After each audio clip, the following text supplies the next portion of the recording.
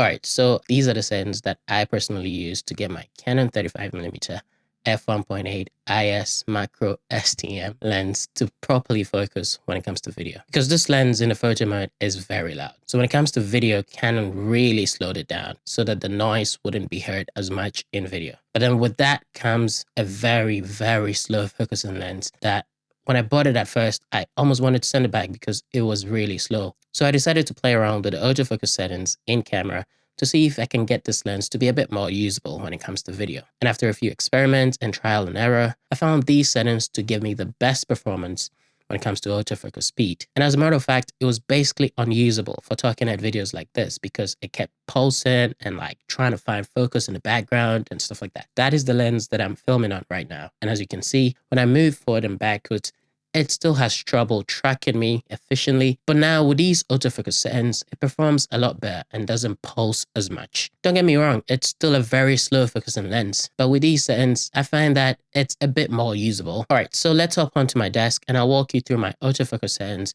for the Canon RF 35mm f1.8.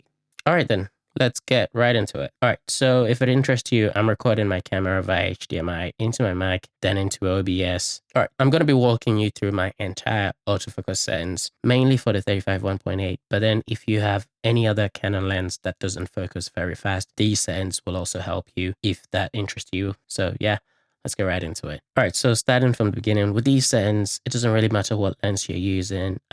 These are the best settings that I've found to be able to give me like the best autofocus settings for whichever lens that I'm using, but then especially the 35mm f1.8. And mind you, if you're using a lens that focuses faster, like maybe the new 35 1.4 that they've released, you might want to slow things down a bit. So in case you want like cinematic looks and that. All right, so with Movie Servo AF, enable it and then select detect priority. And then with focus area, I found that using flexible zone, which is this one, makes it focus faster because it has a small zone where your subject is going to be, or in my case, where my face is going to be. So it just focuses on that. And that's the only zone that is going to try and focus in. So using that really helps. I previously used to try using flexible spot or like spot AF. Well, those are Sony terms. But then it hunts a lot when you use these settings. Subject to detect people, eye detection, auto, switch and track subject. So this is a very important one. What it does is it helps you set how easy your autofocus switches subject. So if you set it to initial priority, when you detect it, it's going to try and remain on that. But then with this lens, it makes it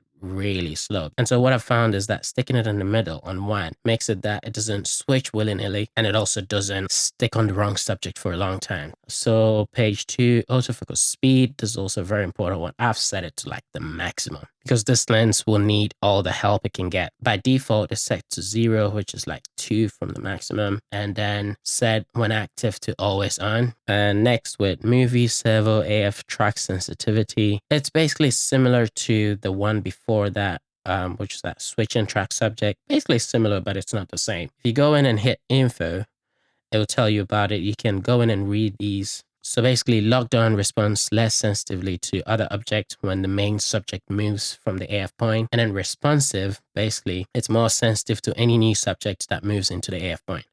So setting it in the middle basically means that it's not going to be locked on all the time, because responsive is also not great with this lens because it just keeps searching. As soon as you move, it starts to hunt again. And then with locked on, it takes so long for it to lock onto a subject. So I found that sticking it on 0 makes it not too sensitive and not too responsive. So next setting is lens drive when AF is impossible. This one, sticking it on. I don't use touch and drive, so I just turn it off. Limited focus areas. Okay, so yeah, that's really about it with autofocus settings. The main things that you need to turn on: switch and track sensitivity, setting in the middle, and an AF area as well, depending on what you film. And the next thing that you need to focus on is Servo AF speed. Set it to maximum because this lens is already slow. So we need all the help we can get from the camera. And then Movie Servo AF track sensitivity, set it to middle. And then the only other thing that really matters that you need to change is limiting focus areas so that you can quickly switch between. So yeah, those are the main autofocus settings that you need to set in camera with your Canon R6 Mark II or any other RF camera to like help you get proper focusing speeds out of this Canon RF 35mm f1.8. Anyway, yeah, so that's about it for me. If this video is helpful,